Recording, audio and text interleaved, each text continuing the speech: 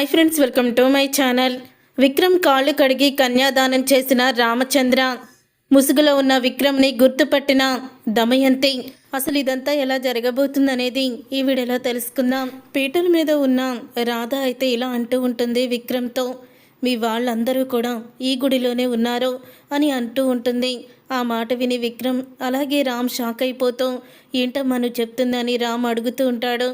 అవునన్నయ్య, విక్రమ్ కుటుంబం మొత్తం ఇక్కడే ఉన్నారు, ఏదో పూజ చేయించడానికి వచ్చారట. నేను వచ్చేటప్పుడు నాకు ప్రియా ఎదురుపడింది అని అంటూ ఉంటుంది. అలా అనేసరికి ఒక్కసారి ప్రియా ఎదురుపడి ఏం చెప్పింది అని రామ్ అడుగుతూ ఉంటాడు. ఇక ప్రియా అన్న మాటలన్నీ కూడా చెప్తుంది రాధ. అయితే ఏంటి ప్రియా మరి నీ వెనకాలే రావాలి కదా, రాలేదా అని అడుగుతూ ఉంటాడు రామ్. లేదన్నయ్య, తను వాళ్ళ అమ్మ పిలుస్తుందని వెళ్ళిపోయింది అని చెప్పడంతో ఇప్పుడు ఏం చేద్దాంరా అని అంటూ ఉంటాడు విక్రమ్. అప్పుడే ఇక రామ్ అయితే, రే ఒక ప్లాన్ చేద్దాం అమ్మా, నువ్వు ఈ మేలు ముసుగు వేసుకో, రే ఈ ముత్యాల దండల్ని ముఖానికి అడ్డుగా పెట్టుకో, ఎవ్వరికి కూడా నువ్వు కనపడవు అని అంటూ ఉంటాడు. ఇంతలో ఇంకా విక్రమ్ చెల్లెలైతే రాముని చూసేస్తుంది.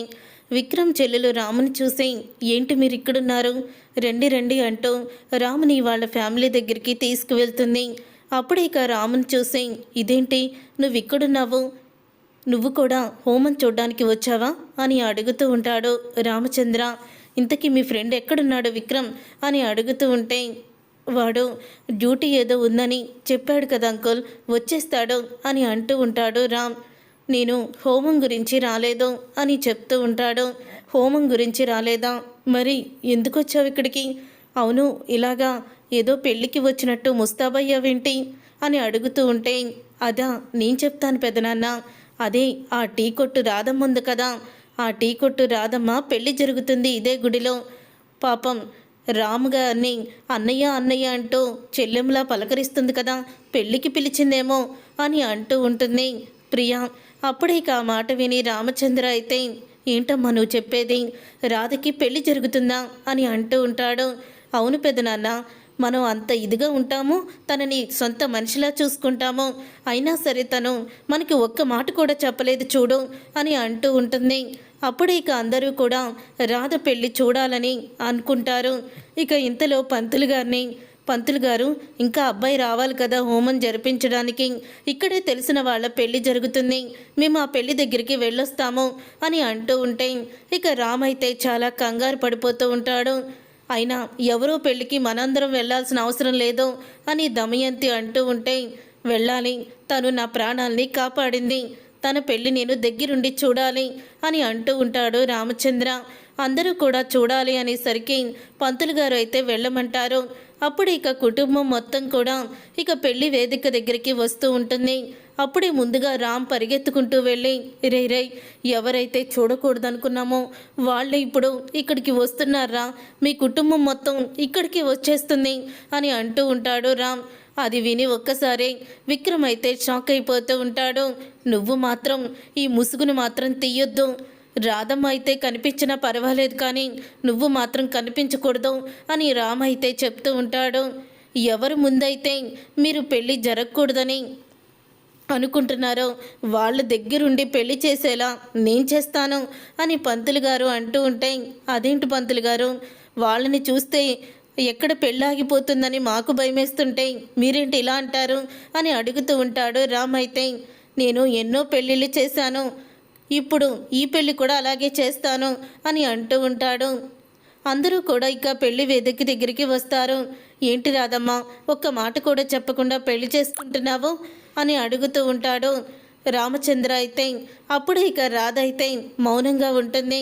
ఒకవేళ ప్రేమించుకొని దొంగ పెళ్లిలా చేసుకుంటుందేమో అని అంటూ ఉంటుంది ప్రియా. అప్పుడే పంతులు గారు అయితే, చూడమ్మా ఇదేమీ దొంగ పెళ్ళేం కాదు, నువ్వు ఆవేశపడకు అని ప్రియాకి చెప్తూ ఉంటాడు. ముహూర్తం టైం అవుతుంది, అవును అమ్మాయి తల్లిదండ్రులు ఉన్నారా అని అంటూ ఉంటే, అమ్మాయి తల్లిదండ్రులు రాలేదు అని రామ్ చెప్తూ ఉంటాడు.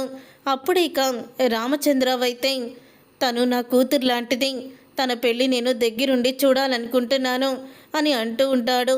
దగ్గరుండి చూడడం ఎందుకండి, మీరే అమ్మాయికి తండ్రి స్థానంలో ఉండి కన్యాదానం చెయ్యండి అని అంటూ ఉంటాడు. పంతులు గారు నేనా అని అంటూ ఉంటే, అవును మీరే అబ్బాయి కాళ్ళు కడిగి కన్యాదానం చెయ్యండి. కన్యాదానం చేస్తే ఎంతో పుణ్యం, మీ కుటుంబానికి మంచి జరుగుతుంది అని అంటూ ఉంటాడు పంతులు గారు.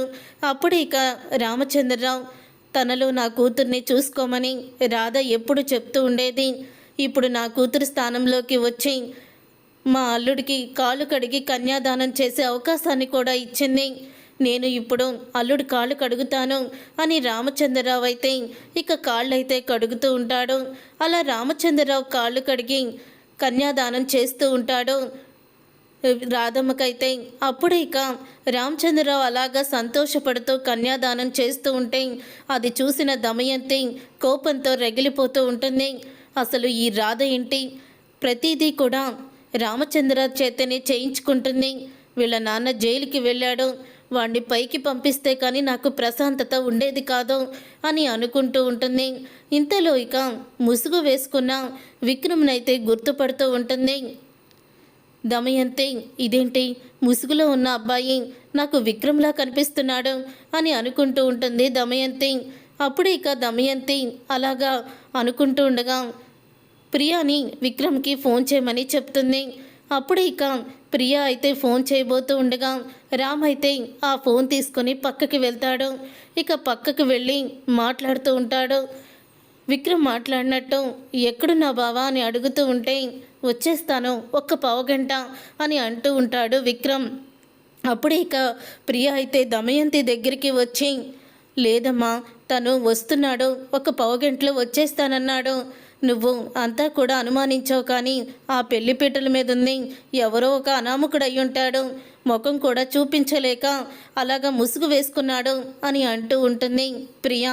తర్వాత ఇక తాళైతే కట్టమని తాళి చేతులకైతే ఇస్తాడు పంతులు గారు. అప్పుడు ఇక రామచంద్రరావు అయితే చూడు బాబు, తాళి కట్టేటప్పుడు ఆ అమ్మాయి ఎంతో కంగారు పడిపోతుంది. తన పుట్టింటి వాళ్ళని వదిలేసి నువ్వే ప్రాణం అనుకొని నీ దగ్గరికి వస్తుంది. జీవితాంతం నువ్వు తన చేతిని వదలకూడదు, తనని సంతోషంగా చూసుకోవాలి అనుకొని ప్రామిస్ చేసి తాళి కట్టు అని రామచంద్రరావు అంటూ ఉంటాడు.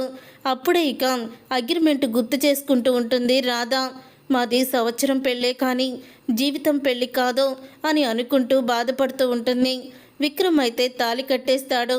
తాళి కట్టేసిన తర్వాత అప్పుడే ఇక పంతులు గారు వచ్చి బాబు మీ హోమానికి టైం అవుతుంది, త్వరగా రండి అని అంటూ ఉంటాడు. అసలు విక్రమ్ ఇంకా రాలేదేంటి అని అంటూ ఉంటుంది సునంద అయితే. అప్పుడే తన ముఖానికి ఉన్న ముసుగునైతే తీస్తాడు విక్రమ్. పెళ్లిపీటల మీద ముఖానికి ఉన్న ముసుగుని తీసిన విక్రమ్ని చూసి ప్రతి ఒక్కరూ కూడా షాక్ అయిపోతూ ఉంటారు. రాధని పెళ్లి చేసుకుంది విక్రమ్ని అని తెలుసుకొని స్టన్ అయిపోతూ ఉంటారు. చూసారుగా ఫ్రెండ్స్, రాబోయే కథలో మరి విక్రమ్ని పెళ్లి చేసుకున్న రాధని ఆ ఇంటి కోడలుగా దమయంతి లోపలికి రాణిస్తుందా, అసలు ఏం జరగబోతుంది అనేది రాబోయే కథలో తెలుసుకుందాం. ఈ వీడియో మీకు నచ్చితే తప్పకుండా లైక్ చేసి ఛానల్ని సబ్స్క్రైబ్ చేసుకొని పక్కనే ఉన్న గంట సింబల్పై ఆలని క్లిక్ చేయండి. అప్పుడే మేము పెట్టే ప్రతి వీడియో మీరు మిస్ కాకుండా చూసేవచ్చు.